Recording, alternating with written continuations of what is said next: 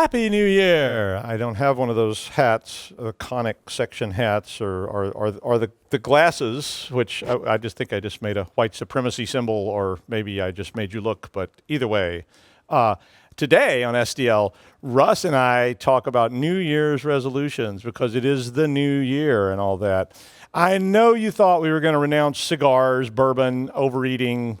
Yeah, for real, right, sure. But wrong, we're not going to renounce any of those things because it would just be stupid because we won't do it anyway. We can say we're going to do it. It'll be like that January 2nd at the gym thing where there's like all these people you've never seen before and then they're not there again on January 3rd. And me neither. But the show is about security. So unlike all the other thousands of fools who are trying to lose those pounds and they're at their soon-to-be last visit to the gym, we are going to actually talk about something that has more lasting power. So this week, we're going to get your year off to a secure start with our 2019 list of new security resolutions on Secure Digital Life.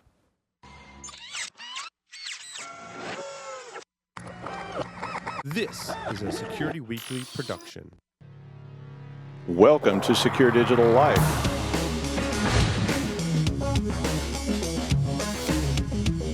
If your users are going to keep putting risky stuff on your machine, you're screwed.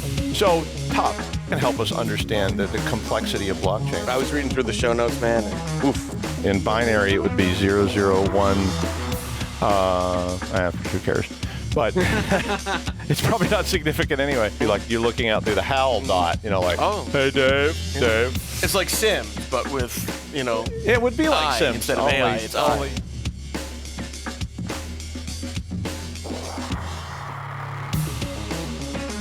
Accredited by Microsoft, Cisco, NetApp, IDLE, Oracle, and EC Council, QuickStart delivers high-impact, low-cost IT training through its cognitive learning platform in multiple domains. With QuickStart, you get an ever-growing catalog of courses, self-paced courses offered through a monthly subscription, virtual classrooms offered through an annual subscription, peer-to-peer learning, mentoring, official courses, certified instructors, hands-on labs, and more. For more information, visit www.quickstart.com. Use coupon code PAUL20 to get 20% off on all cybersecurity courses. QuickStart, creating world-class technologists. And as quickly as it ends, it begins again. The RSA Conference 2019 is the place to be for the latest in cybersecurity data, innovation, and thought leadership. From March 4th through the 8th, San Francisco will come alive with cybersecurity's brightest minds as they gather together to discuss the industry's newest developments.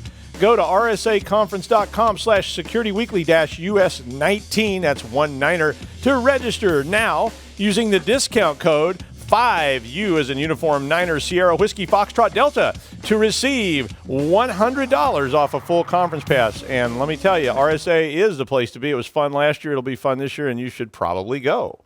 And if you're interested in quality over quantity and having meaningful conversations instead of just a badge scan, join us April 1st through 3rd at Disney's Contemporary Resort for InfoSec World 2019, where you can connect and network with like-minded individuals in search of actionable information. Use the registration code OS19-SECWEEK, remember, for 15% off the main conference or World Pass. It was fun last year. It will be fun again this year. And Orlando is almost always nice, except for when those hurricanes and storms hit. But, that happens sometimes.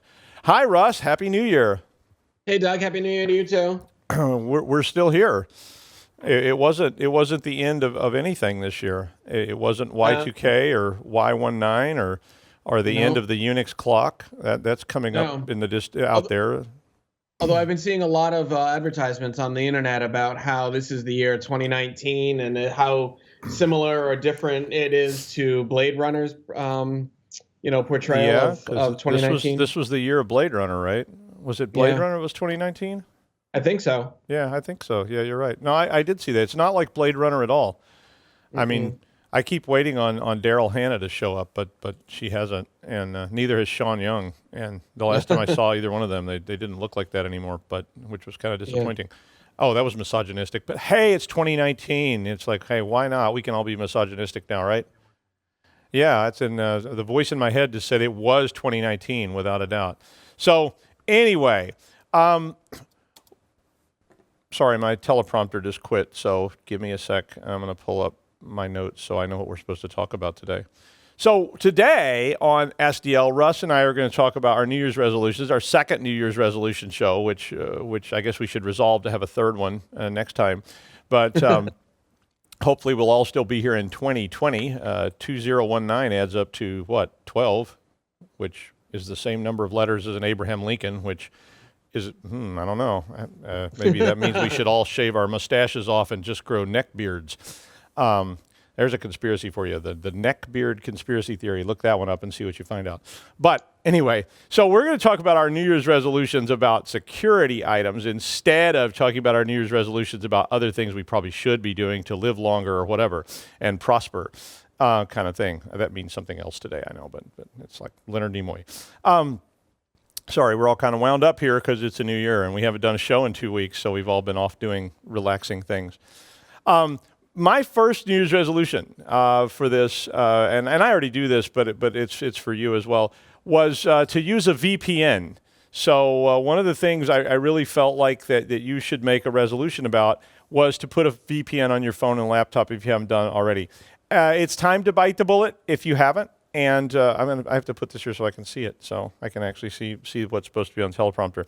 VPNs right now, they're cheap. They're easy to use. I have them on everything I have, and they just connect automatically, except at certain places where they won't let you do that.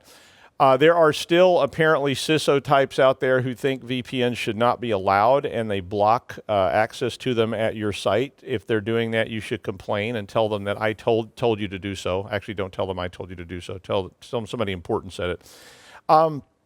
I don't know why they think that's a good idea.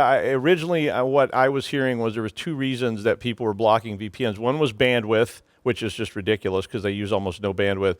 And the other was that they thought people would be doing illicit things that they couldn't track, monitor, and or log, which they're doing anyway, guys. I hate to tell you, that didn't help. So I'll let people use VPNs on your network if you are listening and you're a CISO type who gets to make those sorts of decisions, because I don't like it. Russ, what do you think? I think that's an absolute requirement, and I will add also to that. Make sure when you're purchasing a VPN for yourself or you're recommending to your employer that you want a VPN solution, make sure you look for one that supports all of your devices. There are several now which you can buy a subscription to for about $5 a month, roughly $5 to $7 a month, and they'll cover up to five devices, maybe even more. And you can install them on your laptops, you can install them on your tablets, you can install them on your phones. But I like the ones that specifically can be managed on multiple devices. And also, you want something with a kill switch so that when you can't connect to a VPN for whatever reason, like the ones, Doug, you talked about one earlier where they just won't allow them in certain locations. When you can't connect, the device itself won't let you get online because, having a VPN is great, but making sure that it's always turned on, that's another story. If you have it turned off, just having it's not enough. It has to actually be enabled and turned on. So make sure you look for those two things. I agree. And if you get the ones like my iPhone lets you set VPN on, and my personal policy, my company policy, and my life policy that you should adhere to, I do not use VPN. I do not use Wi-Fi that is not on VPN. And so at certain places I go, we won't name any names, I cannot use VPN, and so I have to use my cell phone instead because I refuse to use their public Wi-Fi when they will not let me use VPN. And I'm like, I don't know why you won't let me do that, but I'm not using it, and that makes me even more resolute to not do that. A lot of people who criticize VPNs also think that their bandwidth will take a hit, meaning that, if they're getting 40 megabits per second, by using a VPN, they'll only get 5 or something like that. And that's not entirely true. You may see a tiny little bit of a hit, but you're not talking about a heck of a lot. And so that's definitely not a reason not to use it. So no, and I mean, I've actually looked at the bandwidth use on the VPN, and it's really, really low. I mean, it's infinitesimal unless it's misconfigured, in which case that's on you, CISO people. But for the most part, you won't see any. The only place we've had problems with it is sometimes There are services that will not allow you to be using a VPN to connect, and I have had a few Amazon places. Prime Video is Yeah, a some perfect video example. streaming services do not like that because it's getting around their copyright protections and things like that. So look for those all-you-can-eat kind of licenses that will let you put all your devices on one license. They have family plans. You can get your whole household put on the VPN. Second resolution. Use two-factor authentication when and wherever possible. Swear it. On a stack of punch cards, repeat after me. I, your name here, do solemnly swear that I will use two-factor authentication wherever it is possible to do so, and I will use different passwords and usernames on all my sites so that even the non-two-factor authentication ones will not matter so much. So help me, Grace Hopper. And so you can take that oath with us here today that we will use our YubiKeys and other devices for two-factor authentication wherever we can, because I promise you can get hurt by not using two-factor authentication. I was just involved in a legal matter, not against me. I was being an expert about two-factor authentication and people who got hurt very severely because they did not use it. And if they had only used two-factor authentication, they would have been able to avoid all the grief that came out. Look, there's going to be people who know your password in the world. You can go out right now and you can jump on the internet and Google who knows my password, and you can find lists. Password list for sale is a good thing to Google. I think Russ added that to the notes. I agree, and you will find that your password is out there. And if you use the same password on every single thing, the one I put in the show notes was Longapuv, which means dragon in Klingon, because dragon is a very, very common password apparently these days. People know what your password is, even in Klingon, and they put it on password cracking lists, and they can break dictionary passwords and almost instantaneously, and they do put Klingon on them. If you don't have Klingon on your password list, you better put it on there. I put the whole Klingon dictionary on mine just because, hey, why not? Also Dothraki, which I've never watched Game of Thrones. I don't know why. I just never watched it, but apparently Dothraki is very popular language now to learn as well. So get your two-factor out and get it in place before it's too late and you suffer. Russ? No, absolutely. And then just to add one more thing, even if in terms of the password list for sale thing too, we're going to talk in number 3 about getting paranoid. Well, you could start by looking up, have I been owned or pwned, as the case may be, and most of us have probably already been hacked, whether it was the Marriott screw up or the Equifax business or the Sony. OPM. Somewhere somehow somebody has your password. OPM gave up all my data. Thank you so much. The Office of Personnel Management let me know that they had lost all of my classified information. Yep. And lost it to very likely a hostile third party that was very likely a nation state. I don't remember the wording of the letter, but it was kind of like at that point I was like, okay, all bets are off, because I had to put everything there ever was to know about me in that document. So if you're out there and you have that document, enjoy. It's really exciting, let me tell you. Nose Fortran, I think, is on there, but I don't know if that makes you a threat or not. So number 3, get more paranoid. Russ kind of spoiled it. It was going to be a surprise, but he said it already. Number 3 was get more paranoid. I hate to say it, but fishing or fishers or fisher people, I don't know, what do you call fishers? Fishets? I don't know. Fisher peeps. Lousy sons of bitches who need to get a life. Fishermen. We can't use that. That's not modern. PH fisherman, fisher people, fisher person, fishers of men. I don't know. We can cite all kinds of ancient works. Used to.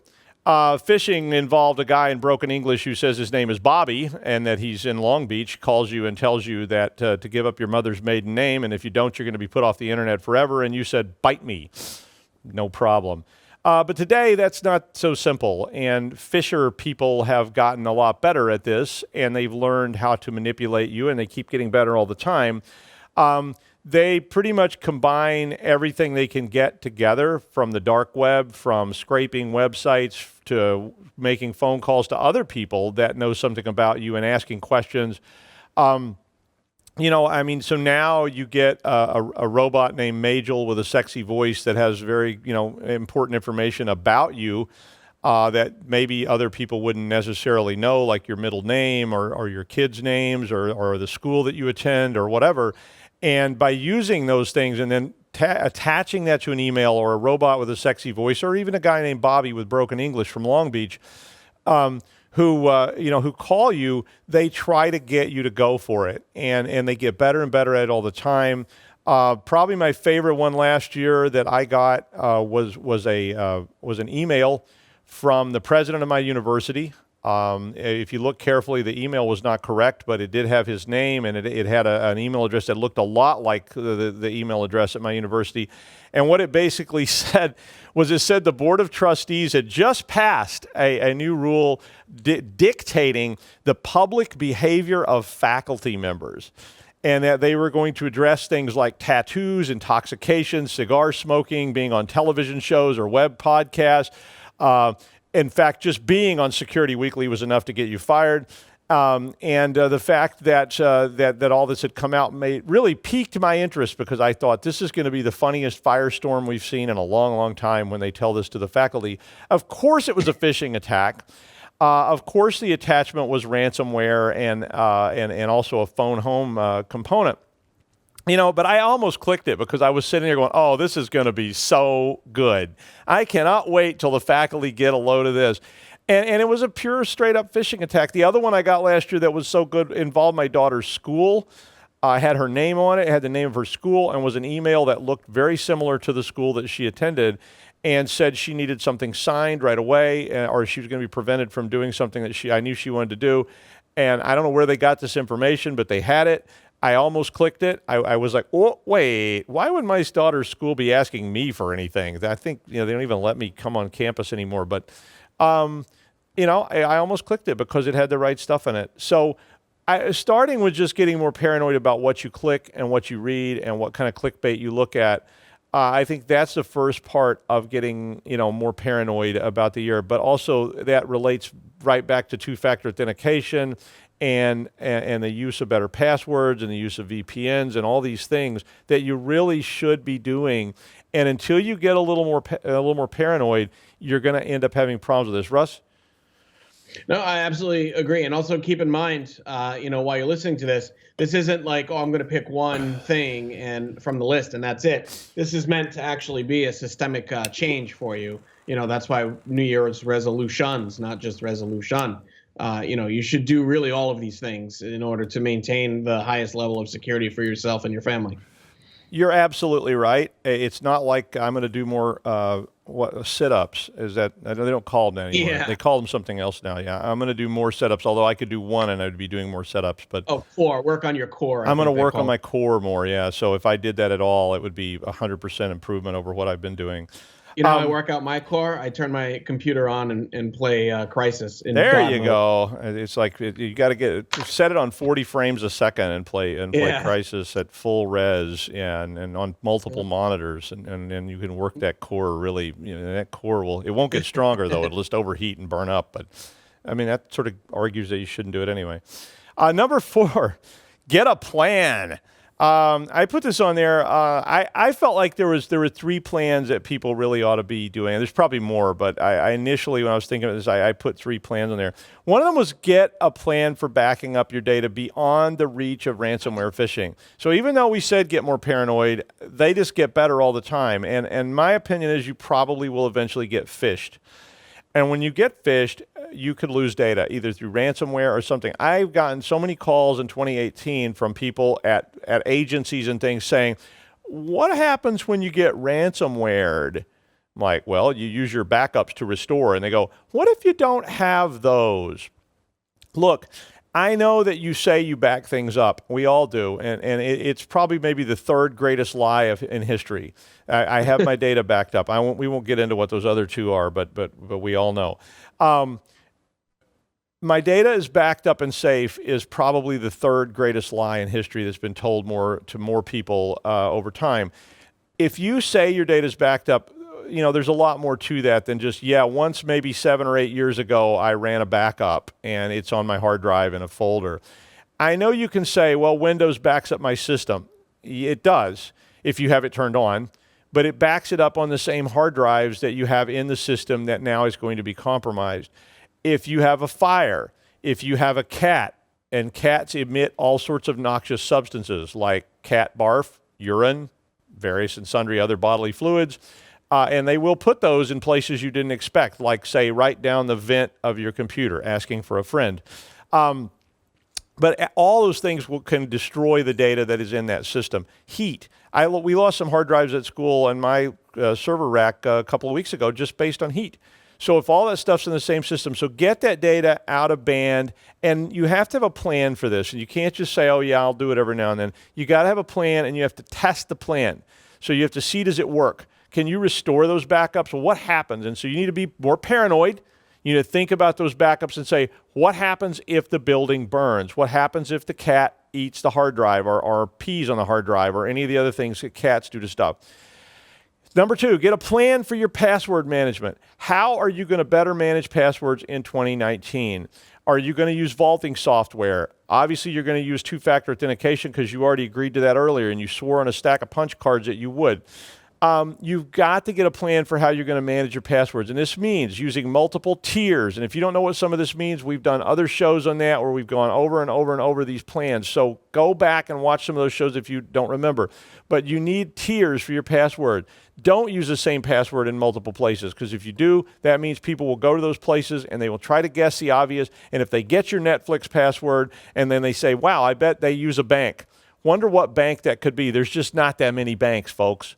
And if they guess that you also use this other bank and you use the same password there, boom, they got you and they got into your financials. So be sure you have some kind of plan for that password management. And then 3, get a plan for what's going to happen when you do get phished or compromised. What are you going to do when someone steals your phone? What are you going to do when somebody hacks your Netflix account or your Facebook account? What's your plan? Because when these things happen, and I've learned this through a long time of doing like forensics and response work, when stuff happens, it's too late to develop a plan, because then you're just going to run around screaming and flapping your arms because you won't know what to do. And every second then is going to count. So this is why military, police, EMT type people train all the time and they have plans for everything, because when it happens, it's too late to sit down and go, I really need a Phillips head screwdriver.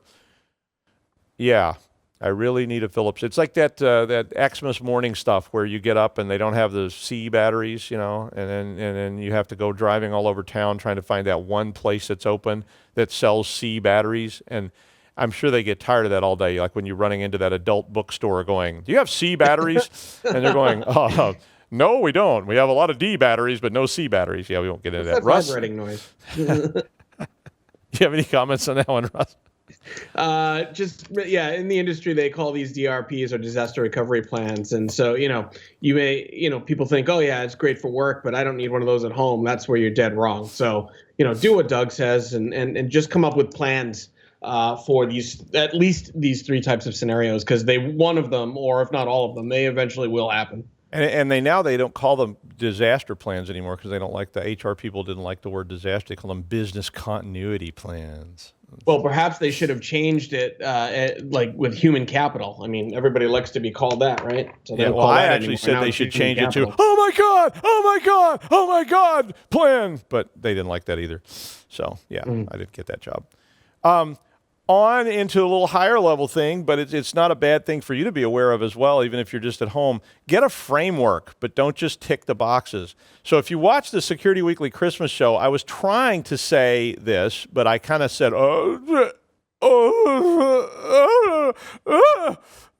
and then they cut the camera off me. But that's what happens when people get free booze.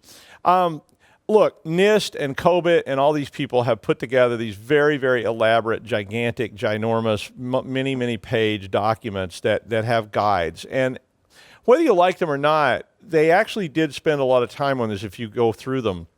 They're very comprehensive and a little overwhelming. That's been my experience. Is you show up with COBIT and it's like, this is volume 17 of 35, and you drop this giant unabridged dictionary-sized thing on the table. And yeah, it's a little intimidating, but COBIT and NIST and all these other guideline frameworks are really, really good things. And they should be a place where you start steering your ship, whether it's just your home or it's your business or it's your giant multinational corporation. All those things can fit into these frameworks. But the danger, and this is what I was trying to say, but it didn't come out right, was don't just get set on ticking little boxes where it says, do you have a backup? Yes. You have to go deeper than that, and you have to be sure you know what these things are and that they've been tested, even at home. Can you restore your backups? This is a question I love to ask people. Can you restore? Have you ever done that? And they go, well, I don't know. It's over here on some CDs somewhere. It's like, right, sure. You have a spare CD drive? Probably don't even have a CD drive anymore. And will it read that? I had a company that came to me and they had all these tapes piled up. And they had ticked the boxes that they had backups. But when they went to restore after they had a catastrophe, they didn't have a machine that would read the tapes. They had one that would write the tapes, but the reading heads were bad, and nobody had ever tested the thing, and they didn't make the tape reader anymore. And it was just kind of like, well, these are useless, and you've been spending all this time on it. So, take a look at some of these frameworks. If even at home, if you're just a student or whatever, take a look at some of these frameworks and start sort of getting it in your head that they are useful and you should be doing them, but not just to tick boxes and say, yeah, I think I do that. Oh, yeah, sure, that's fine, no problem. Yeah, absolutely. Russ, you have any comments about that one?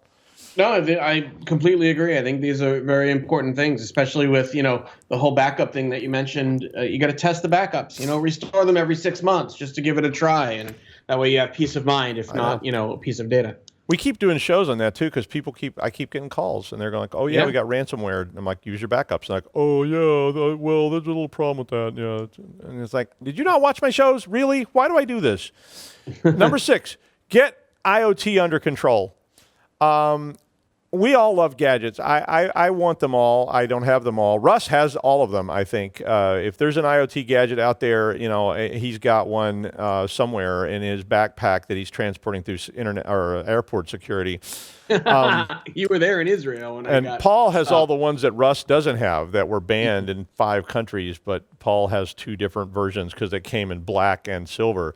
But the problem is we're just now starting to realize that all these things access our networks. They access other things on our network. They access other IoT things. They access file shares, and they talk. They phone home. They jump out of your network, and they start calling some factory in China. No offense to people in China or factories in China, but I don't know what's going on there. I don't know what's going on in factories in Philadelphia. And I don't really like the idea that my thermostat is calling some factory in Philadelphia and sharing information about my network with it. And that is very worrisome. And there's so much meshing going on between all these gadgets. So we fill a room full of clocks and thermometers and doorknobs, and we won't get into all the rest of the things we might have in that room, but there could be lots of them there. And if all those things start talking from your light bulbs on down, and they start talking to each other and making evil plans, you can just hear them whispering out there. Is that drone outside your window flickering in binary, or is it just flickering? Is it talking to your thermostat about how to get into your network? I don't know, but I don't like the idea that there's a drone outside my window either. And we have to get drone capturing stuff. Did you see that at Gatwick? Gatwick Airport in London was shut down for days because people kept popping drones up, and every time they would say, okay, it went down, we don't see it anymore, then it would pop up again, and they would, oh no, stop, hold, don't anybody do anything, and then and then the drone would go back down.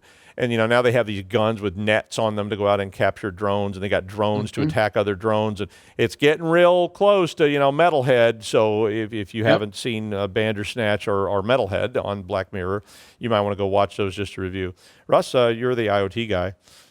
Yeah, and it doesn't mean Internet of Tickle, despite what Paul thinks. But no, I completely agree. And I taught a special topics course on IoT security last semester, or 2 semesters ago, excuse me. And a lot of the students had come up with devices that I hadn't even known, and their communication protocols were doing precisely what you were saying, which was phoning home like ET. One was a yoga mat, just for the record. Come on, why do we need a connected yoga mat? But I guess they made an argument that seemed legitimate. But yeah, so you want to make sure that your data is just that, your data, and minimize any kind of superfluous sharing with other companies.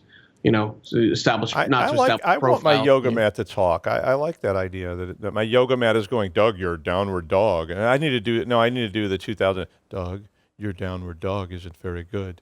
I'm going to kill you now. I'm summoning all the thermostats to come and take you out. But yeah, exactly. Number 7, get containers under control. If you aren't already using containers, you probably will be. If you don't know what containers are, I promise I'll do a show about containers really soon. I keep meaning to. I have it on my list of shows that people wanted me to do to talk about what containers are. Containers are very loosely, and experts, I'm sorry, but they're similar to VMs and things like that, but they're not VMs, but they're off in that realm. And we're using them more and more. So we're getting more and more of these black box things that we don't know how they work. They're sitting there glowing off in the distance somewhere, and unless you have Dixie Flatline to help you out, you may be worried about exactly what that thing is doing. And then it's really very similar to the IoT problem from a security perspective, is that you have this thing, somebody else built it, they put all these things in it, and you don't know what's in there. So I worry about containers a lot. Russ, you have any container worries? Nope, I think you've covered it all. Okay. Number 8. Okay, we have to do we got to get through these.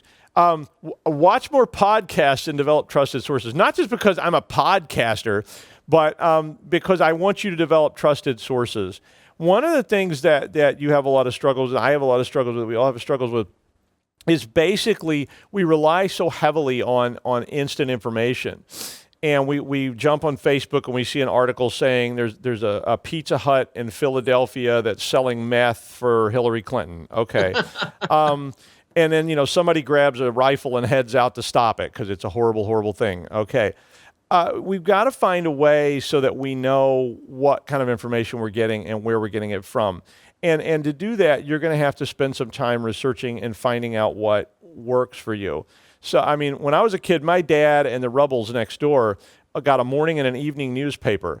And the morning one came out at like 6 a.m. and the evening one came at 4 o'clock. And it had news. And they trusted that news. My dad read it cover to cover. And I'm sure Barney and Betty next door did too. But, they relied on that information. Today, we get so much information and so much of it can so easily be manipulated. It's really tough when you start searching. And again, this goes back to the plan. Because the problem is when you do get in a bad situation and something's happened and you get ransomware, that's when you start searching frantically. And the first site I would want you to see is, of course, my phishing site. So that now not only did you get ransomware, I phished you at the same time. Yes, I can solve that problem for you. Just enter your mother's maiden name, your password, and your bank account number, and we'll take care of it for you, and you'll be back up and running in no time. And then, while you're dealing with your ransomware attack, I can drain your bank account at the same time. So, find sources. It doesn't have to be me, but find sources that you trust, that give you good, reliable information, and use them all the time. So that helps you to keep up. Russ?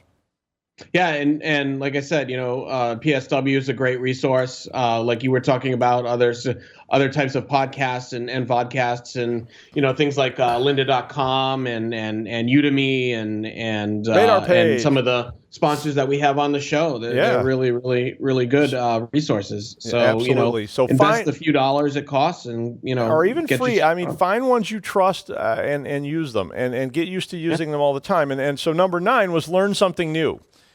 Just take the time. You don't have to become an expert and spend 10,000 hours being, the world's leader in it. But just find something in the tech world that's new to you and learn it.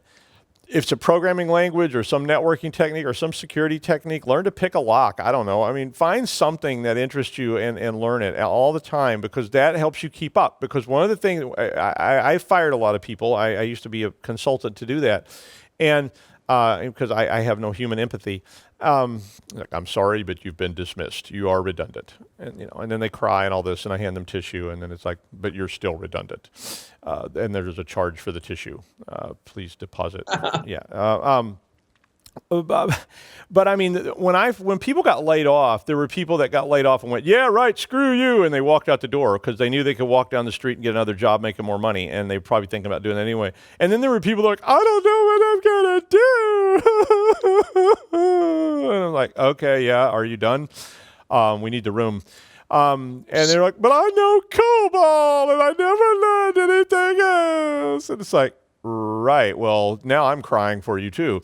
But I mean, the bottom line is if you don't keep your skill set up in this field, you will get obsoleted. And once you get obsoleted, that's fine as long as you still have that job. But jobs change and the industries change. And we see all these people that are, that are yelling and screaming about their jobs going away. And a lot of times those jobs went away because they don't exist anymore. Otherwise, we'd all still be, blacksmiths or whatever. I mean, we'd be making buggy whips. Yeah. And what do you call a person who makes barrels?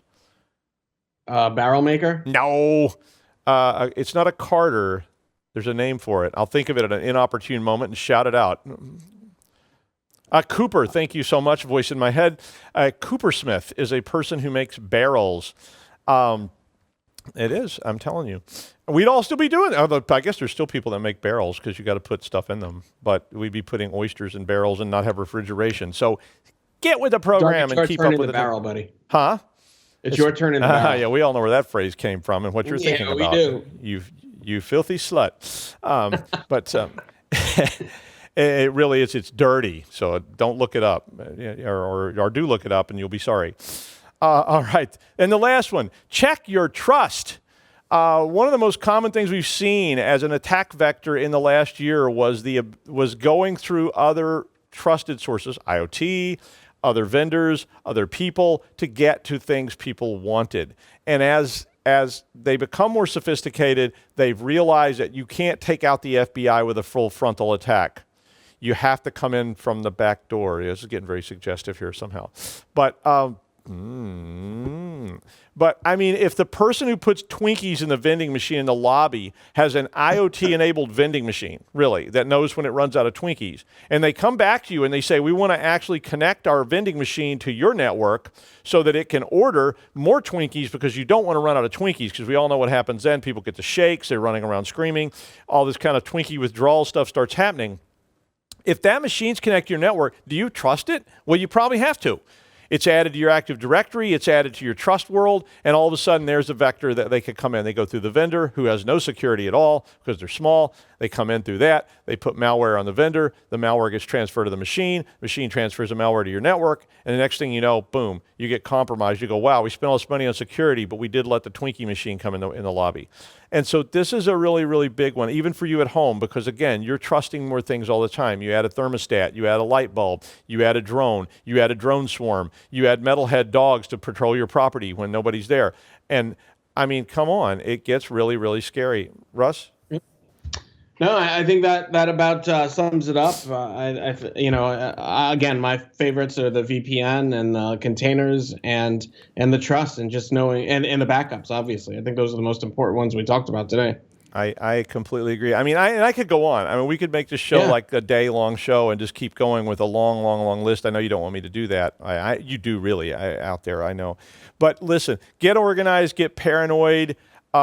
Buy a rabid octopus if you need to. I mean, that's like the last line of defense, just keeping a tank by the front door. If somebody gets through your Hue-enabled doorbell and opens the front door by saying, hey, Alyssa, open the front door, and toss a rabid octopus in their face, and they won't come back for more, I promise. I don't know if they actually get rabid, but if they did, boy, that would be something to see, let me tell you. So thanks for joining us as we begin now our third year of visiting with you once a week, letting us come in and talk to you. More conferences, more fun, and more, hopefully, improvements in security. Happy New Year, and we'll see you next time.